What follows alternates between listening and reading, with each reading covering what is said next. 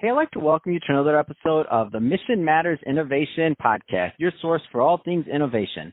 My name is Adam Torres. You can follow me on Instagram at AskAdamTorres. Keep up with my book releases, book tour schedule, signings, all that other good stuff. Always love to connect with you there. And as always, if you'd like to apply to become a co-author of one of my upcoming books, just head on over to the website, missionmatters.com, and click on Become an Author to apply. All right, so today I have Olin Hyde on the line. He's CEO and co-founder over at LeadCrunch AI. Olin, welcome to the show. Thank you so much, Adam. It's a pleasure to be here. I'm impressed with all the books that you co-authored. Oh, man, very kind of you, and I'm excited to get into today's topic. So why AI matters to B2B marketing. Big topic here, and a lot of business owners, entrepreneurs, and executives listening that are interested in that. So want to get into it, but before we do, let's go a little bit further into what you're doing over at LeadCrunch AI. Tell us a bit more about the company, please. Right. Well, LeadCrunch is artificial intelligence for B2B demand generation. So what we do is we look at your existing customers, and then we evaluate them using artificial intelligence that allows us to find the hidden attributes of why they became a customer. And that allows us to generate a list of prospects that look just like your existing customers in ways that you can't look up in a database. Like, are you really good at selling to early adopters, or are you really good at selling to laggards? Do most of your customers have top-heavy management, or is it more junior teams? So these type of things, there's literally thousands of different attributes that we look at. And the machine is able to come back and say, these are the 3 or 4 attributes that matter most to your business. And that allows us to do campaigns to take those prospects from not knowing about you to starting them on the journey to become your customer. They get awareness. We sell our technology on a cost per lead basis, or really you can think of it as a cost per result basis. So fundamentally what we do is deliver demand. We help companies grow.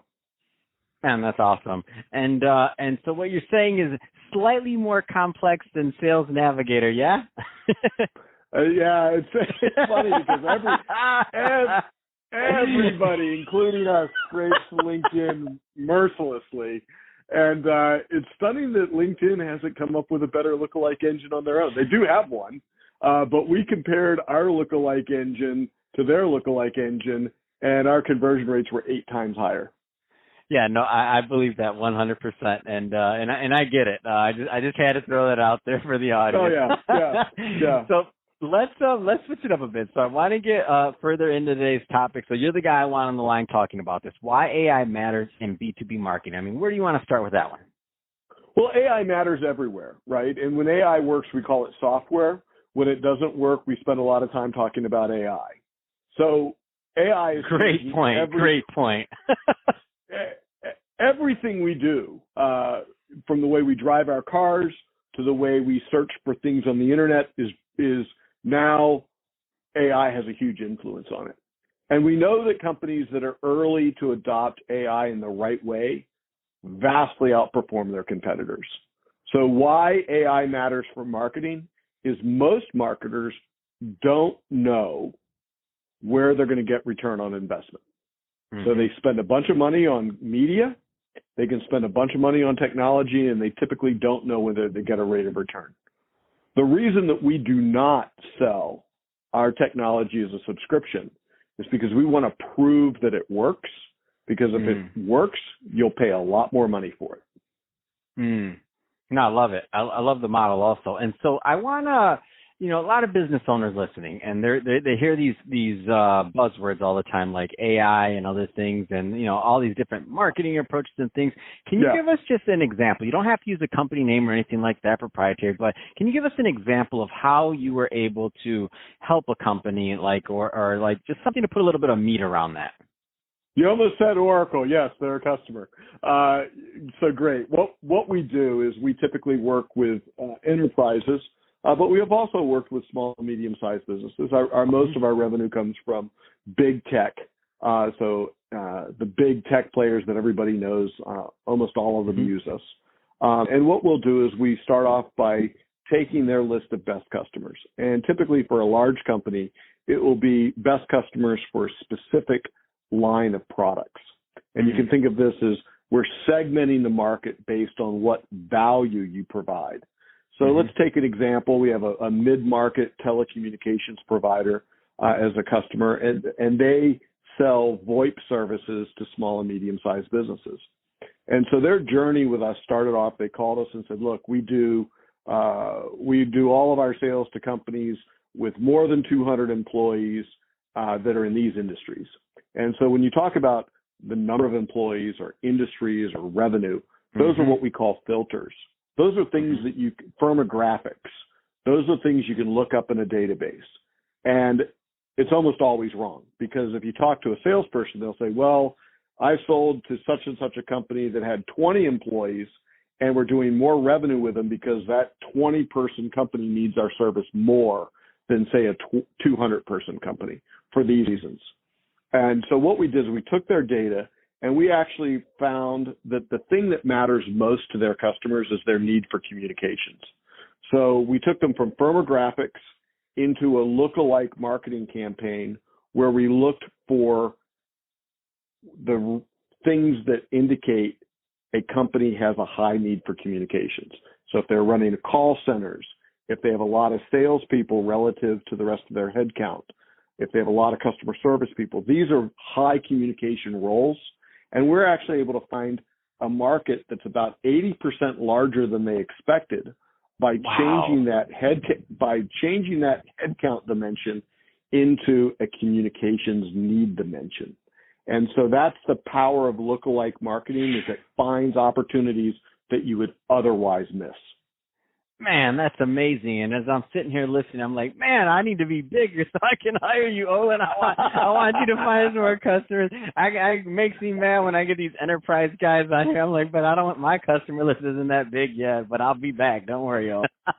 No, I love this, though. It's a great example. And the thing is when you think about, like, the data being there, so now just kind of contrasting this, which is just obvious, whether you know anything about AI or you don't, or you care what's done in the kitchen to make it work. It's common sense. You have one telecommunications that's using AI to increase their market or their potential market by 80% in terms of leads that they thought were one way, and they're completely off. So I'm guessing they have some competitors that are in the exact same boat, still operating off the old methodologies. Why? Because that's the way they've always done things. Right. Exactly. Exactly. And so going forward, I just think this is super interesting for what companies continue to innovate, what companies continue to change things, and what companies grow versus don't. And I think AI, just as a measure in general, will be one of those things that you can look back and say, this is how they got their advantage. It might not be day one. It's going to take some time to be baked into it, and for others to catch up. But the early adopters on this, or I don't even know if we can call it early adoption really, but depending on the industry, right? They could be early adopters in their industry if their industry is not really using it heavily, especially for some of these manufacturers and other things that have, let's say, traditionally maybe lagged a little bit in technology. Right. Yeah, what's interesting you bring up a really interesting point, is where will AI get early traction compared to where it will be late? And it's very surprising. Most people don't realize this, but farming at the agricultural space is a very early adopter of AI. They use it extensively for modeling how well crops will perform, what's the right mix of inputs. And so we find these places that it's quite surprising. And a lot of our early customers were in industries you wouldn't expect, such as trucking companies. We had a garbage hauling company as one of our early customers. And that's when we first started. And since then, we've migrated further up, further to larger and larger customers. And I think at some point we'll start pivoting back down and going after small and medium-sized businesses, because that's where our heart and soul is. I'm an 8-time entrepreneur. Most of my businesses have been bootstrapped. I understand what it's like to start a company because I've done it several times now. And my view is that the big enterprises oftentimes get unfair advantages because they get early access to technology like ours. And where we are now as our company is we are selling to those that are going to buy it and pay a premium for it, and those are the larger companies. But in my heart, I really want to go back to selling to SMBs, because I think that's what makes America great, is the person that has the courage to go out and start a company and the tenacity to get it off the ground. Those are the people that we want to help. And so at some point in the near future, we're going to have a product line for the small and medium-sized businesses. But right now, our product line is really oriented to larger enterprises.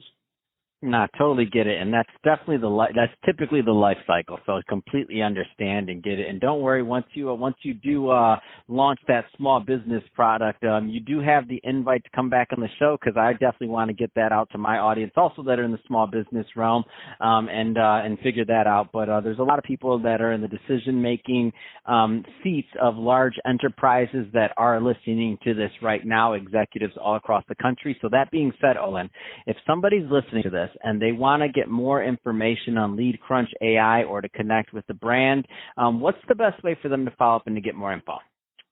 The best way is to just go to our website, leadcrunch.com or leadcrunch.ai.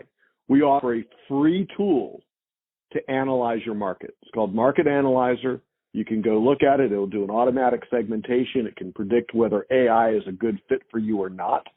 We were inspired by HubSpot's website grader, and that tool is available on our website. You can always contact me at Olin Hyde on Twitter, or Olin at leadcrunch.ai is my email address. Fantastic. Well, Olin, really appreciate you coming on the show today and sharing more about your background and what you're doing over at LeadCrunch AI, and also giving some tips to our small business owners out there and understanding how AI may work in their future marketing efforts. And to the audience, as always, thank you for tuning in. Hope you got a lot of value out of this. If you did, don't forget to subscribe to the podcast, leave me a review in the Apple iTunes Store, and if you're watching this on our YouTube channel, Mission Matters Innovation, definitely give that a subscribe, but also leave us some comments in the video. Love to know what kind of projects and things that you're working on. So let's keep the conversation going over in the YouTube community. And Olin, thanks again for coming on the show.